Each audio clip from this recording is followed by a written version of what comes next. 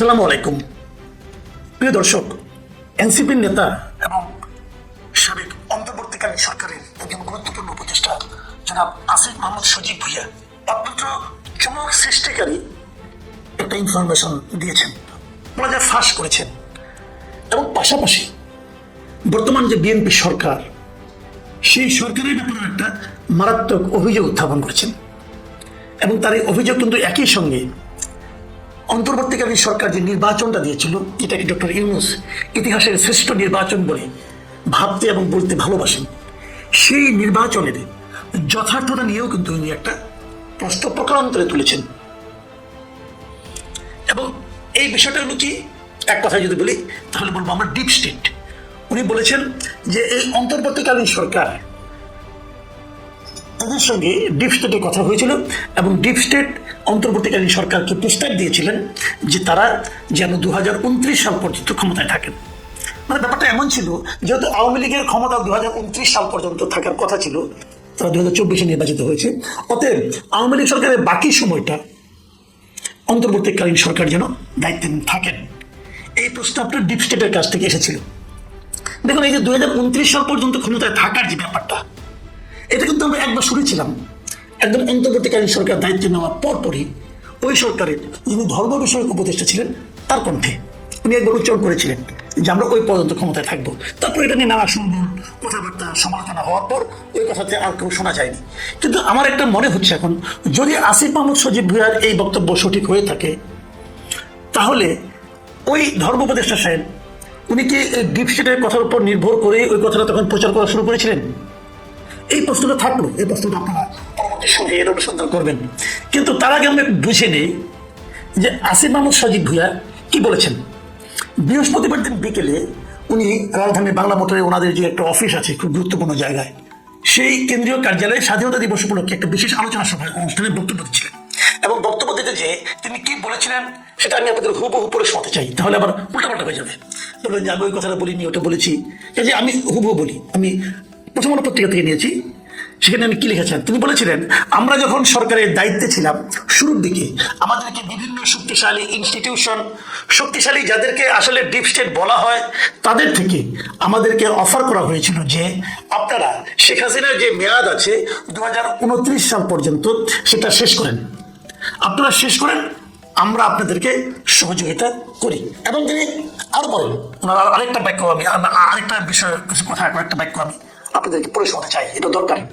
সেখানে বলা হয়েছে তাদের মানে ডিপ স্টেটের তাদের সার্টেন কিছু শর্ত ছিল যে তাদেরকে কিছু কিছু জায়গায় ফ্যাসিলিটেট করা, এবং তারা পুরা রোডম্যাপ করেও নিয়ে আসছিল যে বিএনপির নেতাদের তো সাজা আছে, তো সাজা থাকলে সাধারণভাবে নির্বাচন দিলেও তারা নির্বাচন করতে পারবে না, তো তাদের সাজাগুলো না করে আদালতের মাধ্যমে যদি লেনদেন করে, আপনারা তো জানেন সেটা কিভাবে করা যায়। আদালতের ডেট ঘুরিয়ে ঘুরিয়ে তারেক রহমানের নিজের নামেও সাজা ছিল, সে যদি সাজাপ্রাপ্ত অবস্থায় থাকতো নির্বাচন হলেও তিনি বাংলাদেশের নির্বাচনে অংশগ্রহণ করতে পারতেন না। মানে ডিপসেটা থেকে প্ল্যানগুলো দিয়ে দিয়েছিল।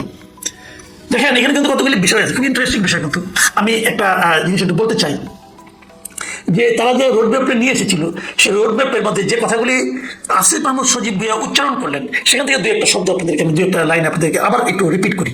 দেখেন, উনি কিন্তু এক জায়গায় বলেছেন যে কিভাবে মানে একটা আদালতের সাজাকে দীর্ঘায়িত করা যায়, ওই ডেট দিয়ে দিয়ে এই কথা কিন্তু উল্লেখ করেছে এখানে।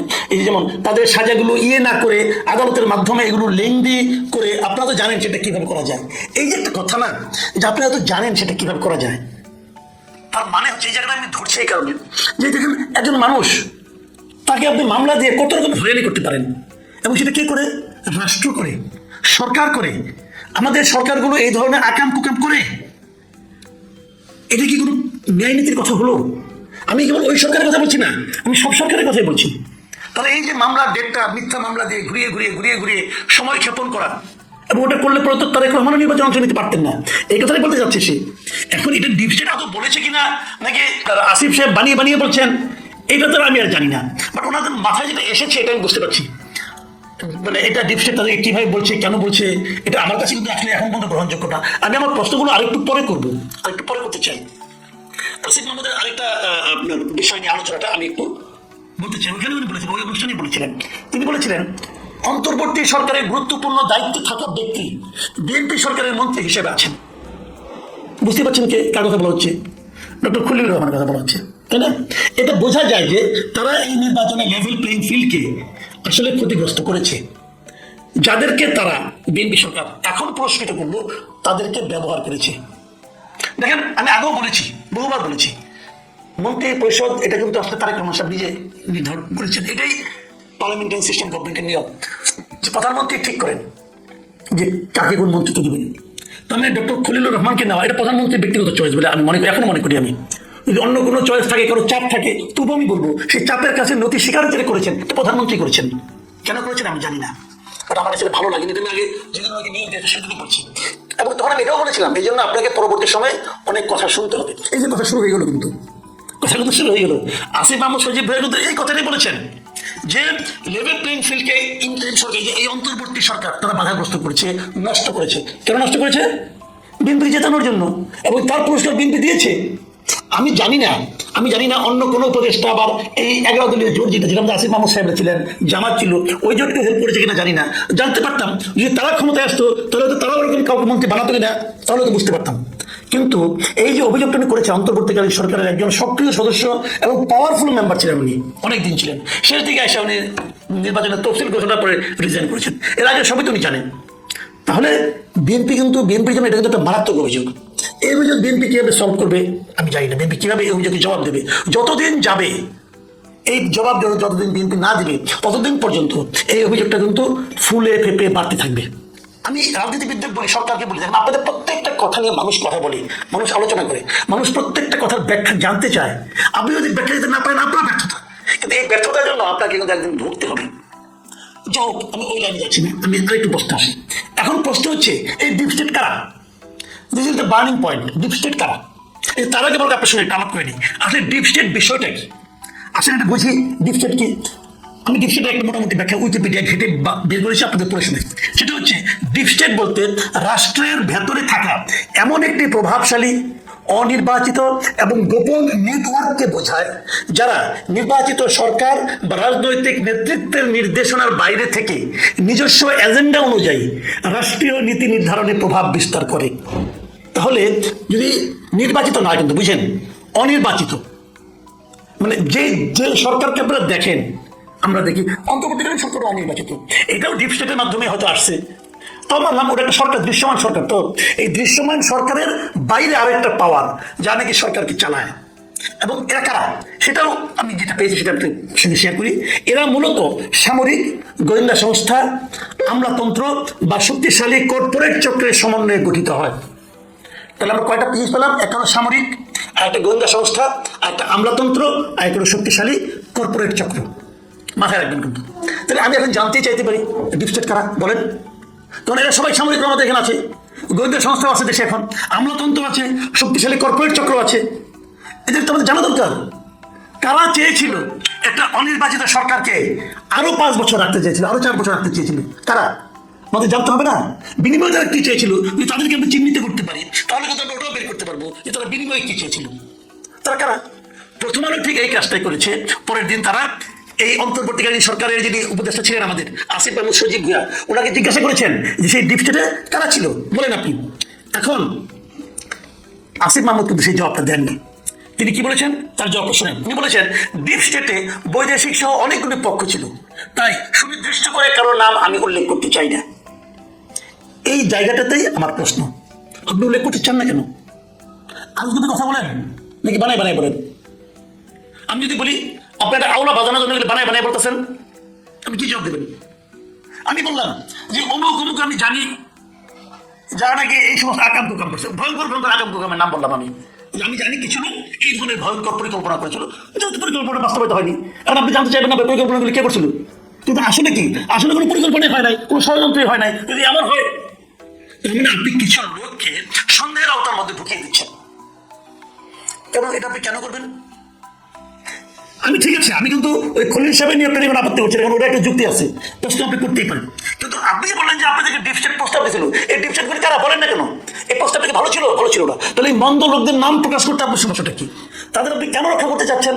তাহলে তাদের সঙ্গে আপনার একটা শেয়ার আছে, আপনার একটা লেনদেন হয়ে গেছে। দেখেন আরেক জায়গায় উনি কিন্তু বলেছেন যে তাদের সম্পর্কে, তারা এটা কেন করতে চাইছে, কে করছে, এই সম্পর্কে এই কথাগুলো তাকে প্রশ্ন করছিল। তোর উত্তর উনি দিয়েছেন কি, যে দেন দরবারের অংশ হিসাবে আমাদের অ্যাপ্রোচ করা হয়েছিল, মানে আমাদের মানে উনি এবং আরো কেউ কেউ, হয়তো অন্য উপদেষ্টাদের সঙ্গেও তারা কথা বলেছিল। তার মানে পুরো গভর্নমেন্টের সঙ্গে না, ওনাদের সঙ্গে শিওর, এবং তাহলে আরো কারোর সঙ্গে, মানে আলাপগুলো আলাদা আলাদা ভাবে হয়েছে, কিন্তু আলাপগুলো আলাদা আলাদা ভাবে হয়েছে। এবং উনি কি বলছেন যে আমরা গণতন্ত্রের পক্ষে ছিলাম, কাজে নির্বাচনটা আমরা যথাসময়ে দিয়েছি 1.5 বছরের মধ্যে। ভাইরে একটা কথা বলি শুনেন, নির্বাচন আপনারা হাসিতে, ইচ্ছাতে, খুশিতে খুশিতে দেন নাই, নির্বাচন দিয়েছেন পেটানির ভয়ে। এটা বলে তো মন খারাপ করবেন। আপনি কি বলছিল না যে 18 মাসের মধ্যে নির্বাচন হতে হবে? 18 মাসের মধ্যে নির্বাচন হয়েছে, ওই পেটানির ভয় দিয়েছেন নির্বাচন। আর এখন উদার শাসতেছেন ও মহামানব শাসতেছেন যে আপনারা গণতন্ত্রের পক্ষে ছিলেন। আপনি গণতন্ত্রের পক্ষে ছিলেন, যে কামগুলি যে করছেন ওগুলো গণতন্ত্রের কাজ ছিল। লুটপাট তো কম হয় নাই, লুটপাট তো কম হয় নাই, আপনাদের অভিযোগ তো কম নাই। আপনি বাঙালির কি বুঝান, হিসাব দিচ্ছেন একটা, আমার এই ব্যাংক হিসাব। আরে ভাই, চুরি মালকে ব্যাংকে রাখে? চুরি মালকে ব্যাংকে রাখে নাকি? আপনারই দলের একজন দেখলাম, একজন আপনার দলকে পদত্যাগ করে গেছে, সেই তো বলছে যে আপনার কম্পিউটার ল্যাপটপ সবগুলো সিজ করলে অনেক কিছু পাওয়া যাবে। এতদিন হয়তো উনি ক্রাশ করে দিচ্ছেন, কে জানে, পেয়ে যাবো খুব শিগগিরই। সংসার কেমন করে চালান, কোথা থেকে ইনকাম আসে, টাকা আসে, এগুলো বুঝবো না আমরা? 22,000 টাকা দামে কেস কিনে নিয়ে গেলে আমরা বুঝবো না? হিসাব সব বেড়ে যাবে, ওটা তো অপেক্ষা করেন না। কাজে এত জ্ঞানের আপনি তো লাভ নেই ভাই, ওই জ্ঞান তো আমরা বুঝি। কাজে ইলেকশন হয়েছে গণতন্ত্রের প্রতি আমাদের প্রেমের কারণে না। আপনারা পারলে 1 দিন 1 ঘন্টা বেশি থাকলে আপনাদের লাভ, ওটি আপনারা করতেন। ডিউ লেটার লিখছিলেন না মোহাম্মদ এজাজকে মেয়র বানানোর জন্য, নিজের প্যাডে চিঠি লিখছেন, মোহাম্মদ এজাজ খুব ভালো মানুষ, এখন আবার সে তার বিজয় যাত্রায় কেন বাধা, কেন চোরের চোর একটা, তো ওই চুরি ভাগ আপনি পান নাই ভাই। এইগুলি বলে লাভ নাই। অনেক কথাই তো পেয়েছেন, যখন উপদেষ্টা ছিলেন বলছেন এনসিপির সঙ্গে আমার কোনো সম্পর্ক নাই, বলছেন না? বলছেন তো, যেদিন উপদেষ্টা গেলে গেছে তারপরে এসে এনসিপিতে জয়েন করছেন। তো এগুলি ভাই আমরা জানি, এগুলি বোঝার মতো বুদ্ধি এই দেশের সাধারণ মানুষ আছে। আমরা সাধারণ মানুষ হইতে পারি, গরিব মানুষ হইতে পারি, কিন্তু এগুলি বুঝি পাই। কাজে এই যে এখন মহামানব সাজার যে প্রবণতা, এই প্রবণতাটা ছাড়েন। আপনি কি ছিলেন, ডিপ স্টেট আপনারা কি করছে, তবে আপনাকে আমি খুব ভাবাদি এরকম যে এখন মাস্টার ডিগ্রিও পাস করেন নাই, খুব তো নাটক করে আবার নকশাতে যে ভর্তি হয়েছিলেন, পরীক্ষা দিচ্ছেন দেখলাম, ওই লেখাপড়া কি খবর জানি না এখন পর্যন্ত। এর মধ্যেই যে কায়দা কানুন শিখে গেছেন, যে খবরটা পাচ্ছি, পাবো আশা করি আল্লাহর রহমতে সব পেয়ে যাবো। তো এটা জন্য আপনাকে আমি ভাবাদি যে আপনি একজন মেধাবী লোক, কোনো সন্দেহ নেই, ওই কাজে খুব মেধা আপনার আছে, বাকিটুকু জানা যাবে। যাও, আমি যেটা বলবো, আমার যেটা বক্তব্য সরকারের কাছে, যে এইগুলো সমাধান করেন ভাই। যারা ডিপ স্টেটকে খুঁজে বাই করেন, ওনাকে জিজ্ঞাসা করেন ডিপ স্টেট কে, তাদেরকে দেশ চালানোর জন্য আমাদের জানা দরকার, তারপরে আলোচনা হবে। প্রিয় দর্শক, এটা নিয়ে আর বেশি কথা বলি না, এখানে এই পর্যন্তই। গত বৃহস্পতিবার অর্থাৎ 26শে মার্চ 2026 এদিন ছিল বাংলাদেশের স্বাধীনতা দিবস। এই স্বাধীনতা দিবসের যে কুচকাওয়াজটি অনুষ্ঠিত হয়েছে 18 বছর পরে, বিভিন্ন বাহিনীর 25টি গ্রুপ এই কুচকাওয়াজে অংশগ্রহণ করে এবং কুচকাওয়াজ শেষে বাংলাদেশ সেনাবাহিনীর বিভিন্ন যুদ্ধ সরঞ্জাম এগুলো প্রদর্শন করা হয়। এই পর্যন্ত সব ঠিক ছিল, কিন্তু যখনই সেনাবাহিনীর বা বাংলাদেশের যে যুদ্ধাস্ত্রগুলো, যে সরঞ্জাম আদিগুলো, বিভিন্ন রকেট লঞ্চার, তারপরে যুদ্ধ বিমান, হেলিকপ্টার, জঙ্গি বিমান, কামান, ট্যাঙ্ক, এইগুলো যখন প্রদর্শন করা হয়, এই প্রদর্শনীতে আসার পরেই সারা দেশে ব্যাপক সমালোচনার সৃষ্টি হয়। বাংলাদেশের এই সমালোচনার মুখেই ভারতের যে মলম বিক্রেতা সাংবাদিক ময়ূখ রঞ্জন ঘোষ, তিনিও বাংলাদেশ সম্পর্কে অত্যন্ত নেতিবাচক এবং কটূক্তি করেছেন, বাংলাদেশকে অপমানজনক কথা বলেছেন, ছোট করে কথা বলেছেন। কি ছিল এইখানে, সেই আলোচনায় যাবার আগে আসেন আমরা ওই ভিডিওটা ছোট্ট করে একটু দেখে নেই। প্রদর্শন করা হয় সশস্ত্র বাহিনীর উল্লেখযোগ্য সমরাস্ত্র। এছাড়া army aviation, naval aviation, BGB air wing ও নেভির ফ্লাইপাস্ট এবং দুঃসাহসিক প্যারা কমান্ডো সদস্যদের প্রিফল জাম্প কুচকাওয়াজকে আরও আকর্ষণীয় করে তোলে। কুচকাওয়াজের সবচেয়ে আকর্ষণীয় ইভেন্ট ছিল ফ্লাইপাস্ট। বিমান বাহিনীর মনোজ্ঞ ফ্লাইপাস্ট ও অ্যারোবেটিক ডিসপ্লে উপভোগ করেন অতিথিরা। যে সরঞ্জামাদিগুলো দেখলেন যা এখানে প্রদর্শন করা হলো, আসলে এটুকুই কি বাংলাদেশের সম্বল, না এর থেকে আরো বেশি কিছু আছে? সামরিক বিশ্লেষকদের দাবি, আসলে স্বাধীনতার পর থেকে বাংলাদেশ সেনাবাহিনীতে একটি আধুনিক যুগোপযোগী বাহিনী হিসেবে গড়ে তোলার জন্য যে মানের, যে মাত্রার সরঞ্জামাদি প্রয়োজন, বাংলাদেশে তার কিছুই নাই। মাত্র কয়েক ভাগ আছে, একেবারে হাতে গোনা। এই তো গোটা 10 ড্রোন আছে, তুরস্ক থেকে তাও আনা, তুরস্কের কল্যাণে এই ড্রোনটি সংযুক্ত হয়েছে। আর অনেক আগের পুরনো 2-1টি যুদ্ধ বিমান আছে, কামান আছে কয়েকটি, ট্যাঙ্ক আছে কয়েকটি, তাও অনেক পুরনো। এগুলো হয়তো এখন ঠিক মতো কাজ করবে কিনা তাও সন্দেহ।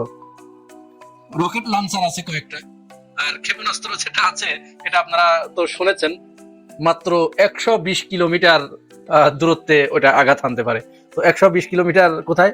ঢাকা থেকে কুষ্টিয়ার দূরত্ব প্রায় 277 কিলোমিটার, আর ওইটার দূরত্ব হচ্ছে 120 কিলোমিটার। তাহলে বুঝতেই পারছেন এক কথায় এই দিকে গুরুত্ব কোনো সরকার স্বাধীনতার পরে দেয় নাই।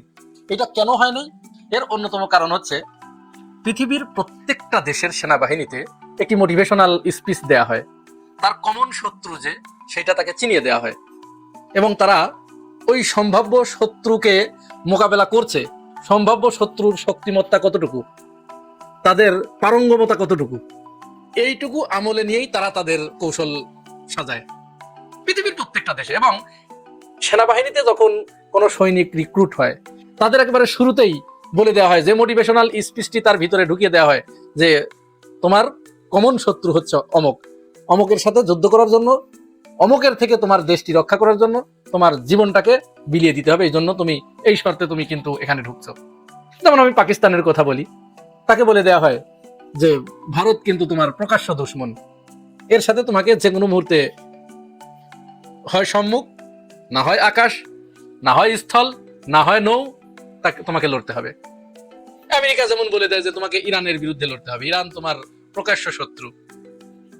ইরান ওরকম তার সেনাবাহিনীকে মোটিভেশনাল স্পিচ দেয় যে তোমাকে ইসরায়েলের সাথে লড়তে হবে। এরকম পৃথিবীর প্রতিটা দেশেই এই একই কাণ্ড। কিন্তু আমাদের বাংলাদেশে কি মনে হয় আপনাদের আছে এরকম? আমরা পাকিস্তানের কাছ থেকে স্বাধীনতা অর্জন করেছি, পাকিস্তানের চ্যাপ্টারটা কিন্তু ওখানেই ক্লোজ হয়ে গেছে। কিয়ামত পর্যন্ত পাকিস্তান আর এই বাংলাদেশের উপরে প্রভাব বিস্তার করবে এই সম্ভাবনা একেবারে 0 থেকে 0, কোনো সম্ভাবনা নেই, সে আসবেই না আর এখানে কোনোদিন। তাহলে আমার এখন সবচেয়ে হুমকি কে? কার কাছ থেকে আমি হুমকি পেতে পারি? আপনারা একটু কল্পনা করুন তো, কার কাছ থেকে? একেবারে সহজ, এর চেয়ে সহজ উত্তর আর কিছু নাই। কিন্তু এই মোটিভেশন বাংলাদেশ সেনাবাহিনীতে দেয়া হয় বলে আমাদের জানা নেই। যদি থাকতো তাহলে ওইখানেই প্রশিক্ষণ নিতে যেত না। আপনারা কি জানেন যে সেনাবাহিনীর প্রশিক্ষণ নেওয়া হয় কোথায়? ওইখানেই, কারাতারের বেড়া ওই পারে। তার মানে আপনার যে সম্ভাব্য শত্রু, সেখানে যেই আপনি প্রশিক্ষণ নিচ্ছেন, ট্রেনিং নিচ্ছেন।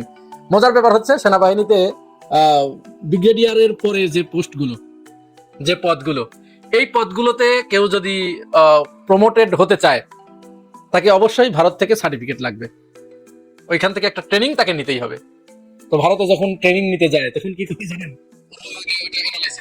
যে এই অফিসারটার দুর্বলতা কোথায়, কারো নারীর প্রতি দুর্বলতা, কারো গাড়ির প্রতি দুর্বলতা, কারো অর্থের প্রতি দুর্বলতা, ওইটা তারা আগে আইডেন্টিফাই করে যার যে জায়গায় প্রবলেম, দুর্বলতা, তাকে ওই জায়গা দিয়ে ঘায়েল করে। এরপরে সে তাকে ছেড়ে দেয় তার মতো, সেটা মহা আনন্দ এখানে যে ঘুরে বেড়ায়, মজা মারে, ফুর্তি মারে। এরপরে তাকে যখন চূড়ান্ত ভাবে ওই সার্টিফিকেটটা যেদিন দেবে, সেদিন সে দেশের মনে করেন যে একেবারে প্রতিরক্ষা, আমি কিন্তু এটা একটা উদাহরণ হিসেবে বলছি, এটা একেবারে এই রকমই হয়, এরকম ধরে নেওয়ার কোনো দরকার নেই। তো তাকে মনে করেন ডেকে নিয়ে গেল, ডেকে নিয়ে বললো যে ওই ভিডিও ফুটেজ গুলো তার সামনে, মনে করেন যে রুমের ভিতরে সে ঢুকলো, ওই রুমের ভিতরে ভিডিও ফুটেজ গুলো ছেড়ে দিল বড় পর্দায়। সে তখন ওইটা দেখেই তো তার চোখ ছানা পড়া যায়, সর্বনাশ, এটা কি হলো? সে তখন মাথা নিচু করে থাকে। তখন গোয়েন্দা বাহিনীর ওই প্রধান তাকে বলে যে এখন তুমি তো দেখলে সবকিছু, এখন বলো তুমি এগুলো কি আমরা পাবলিশ করে দিব না কি করবো বলো? তখন সে মাথা নিচু করেই বলে যে না স্যার, আমাকে কি করতে হবে শুধু বলেন। তখন বলে যে তুমি এই একটা প্রেসক্রিপশন ধরায় দেয়, ওই প্রেসক্রিপশনের বাইরে তার যাওয়ার কোনো সুযোগ নেই, আর জীবনে আর কোনো সুযোগ নেই। এই জন্য দেখেন না এখানে আমাদের প্রত্যেকটা আমলার ভিতরে, বড় বড় আমলা, সরকারি যারা বড় বড় উচ্চপদস্থ কর্মকর্তা, এরা প্রত্যেকেই কেন ভারতের টোনে কথা বলে? ওরা যখন কথা বলে তখন কি মনে হয় যে এরা বাংলাদেশি? এটা মনে হয় না। ওই কারণ হচ্ছে ওইটা। তার মানে এই মোটিভেশনটা আমাদের সেনাবাহিনীকে দেয়া হয় না।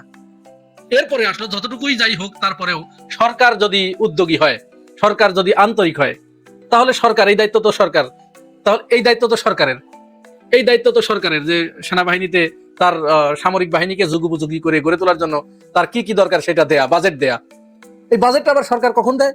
যখন সেনাবাহিনী থেকে যারা এই রিসার্চ করে, যারা সম্ভাব্য যুদ্ধের জন্য প্রস্তুতি নেয়, তারা অ্যানালাইসিস করে যে অমুক দেশের আমার সম্ভাব্য শত্রুর কাছে এই মুহূর্তে কোন অস্ত্রটা এলো, ওইটাকে ট্যাকেল দেওয়ার জন্য আমার কি দরকার, তখন এইটা কিনতে আমার কত টাকা দরকার বা এটা তৈরি করতে আমার কি দরকার, ওই অনুযায়ী তারা সরকারের কাছে বাজেট পেশ করে, সরকার তখন তাদেরকে এই বাজেটটা দেয়, তখন তারা এটা তৈরি করে। আমাদের সেনাবাহিনীর ভিতরে এটা নেই, আমাদের সেনাবাহিনী এখন তেল তৈরি করে। এটা খুবই আশ্চর্যের বিষয়। আমি সেনাবাহিনীর প্রতি সম্মান রেখেই বলছি, তাদেরকে ছোট করার জন্য আমি এটা বলছি না, কিন্তু যেটা বাস্তবতা সেটা আমরা বলছি। আমাদের সেনাবাহিনী তেল উৎপাদন করে, আমাদের সেনাবাহিনী চিনির ব্যবসা করে, আমাদের সেনাবাহিনী খাট বানায়, এই হচ্ছে রিয়েল ফ্যাক্ট। আচ্ছা, এরপরেও মাঝে মাঝে কেউ কেউ যদি উদ্যোগ নেয়, যেমন প্রফেসর ডক্টর ইউনূস, তিনি চেষ্টা করেছিলেন যে কিছু এখানে ইনক্লুড করতে, কিন্তু ভারত আমাদের দেশে কিছু একনিষ্ঠ গুলাম দালাল এইখানে তারা তৈরি করতে পেরেছে। এই দালালগুলো মুহূর্তের ভিতরে লাভ দিয়ে ওঠে, সর্বনাশ, আমরা কি করবো এই অস্ত্র দিয়ে, কার স্বার্থে এই অস্ত্র কেনা হচ্ছে, কার সাথে যুদ্ধ করার জন্য এই অস্ত্র কেনা হচ্ছে। এই অনাচার কোনো মতো অবস্থায় মেনে নেওয়া যাবে না, এদেশের জনগণ খেতে পায় না, আর সেখানে অস্ত্র কেনা হচ্ছে, এত বড় অনাচার, এত বড় সাহস। এদেরকে কিন্তু তাকে সেট করে রেখেছে, তো ওদের মাথা খারাপ হয়ে যায়, কারণ ওরা তো খায় দায় এইখানে, কিন্তু ওদের বাপ তো ওইটা। ওরা চিন্তা করে, সর্বনাশ, আমার বাপের বিরুদ্ধে যুদ্ধ করার প্রস্তুতি। তারা এইভাবে একেবারে, বিশেষ করে এটা শাহবাগীরা, এটা আপনারা একেবারে পুরো মাথার ভিতরে গেঁথে নেন। এটা বাংলাদেশের জনগণ যত মাথার ভিতরে গেঁথে ফেলবে তত ভালো হবে। যেমন আমি একটা উদাহরণ দেই, এই যে ডক্টর জাহেদ বেচারা, তো অনেক কথা শুনেছেন না তার, সে তার কর্মের ফসলও সে পেয়েছে, প্রধানমন্ত্রীর উপদেষ্টা তিনি হয়েছেন এখন, প্রতিমন্ত্রীর সমান। সে কয়েকদিন আগে একটা কথা কি বলেছে জানেন? সে বলেছে যে আমরা নিখুঁত সরকার চাই নাই, অর্থাৎ আমরা চেয়েছি কিছু দুর্নীতি থাক, কিছু চাঁদাবাজি থাক, এটা আমরা চেয়েছি, যে সরকার এটা করতে দেবে আমরা সেই সরকারকে ক্ষমতায় এনেছি, কারণ নিখুঁত সরকার আমরা চাই না। চিন্তা করতে পেরেছেন? এদেরই ওই একটা টিকি বাঁধা হচ্ছে ওইখানে, এরাই চিৎকার শুরু করে দেয় কার সাথে যুদ্ধের জন্য, যার কারণে বাংলাদেশের আজ এই পরিস্থিতি, তারা সামরিক সক্ষমতায় একেবারে জিরো। তবে সর্বশেষ কথা, মাননীয় প্রধানমন্ত্রী তিনি শহীদ প্রেসিডেন্ট জিয়াউর রহমানের সন্তান। শহীদ প্রেসিডেন্ট জিয়াউর রহমান দেশপ্রেমের যে পরাকাষ্ঠা দেখিয়েছেন, সেই রক্তই প্রবাহিত হচ্ছে প্রধানমন্ত্রী তারেক রহমানের ভিতরে। আমরা আশা করব জনগণের পক্ষ থেকে আমরা প্রধানমন্ত্রীর কাছে সবিনয় অনুরোধ জানাবো, আপনি এই দিকটাতে একটু নজর দিবেন। প্রয়োজনে আমরা ঘাস খেয়ে থাকবো, তবু আমাদের দেশটাকে একটু আধুনিক পর্যায়ে নিয়ে যাবার জন্য চেষ্টা করেন। দর্শক, আপনারা কি মনে করেন সেটি জানাবেন কমেন্টস বক্সে, আর চ্যানেলে নতুন হয়ে থাকলে